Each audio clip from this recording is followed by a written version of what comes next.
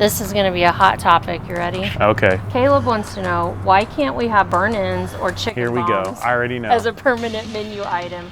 Will it spoil us and make us fat? Is that why? No, it has nothing to do with that. So a lot of our specials, guys, and something that's really hard for people to understand. Number one, we've been open for 13 years. We do a different special every week.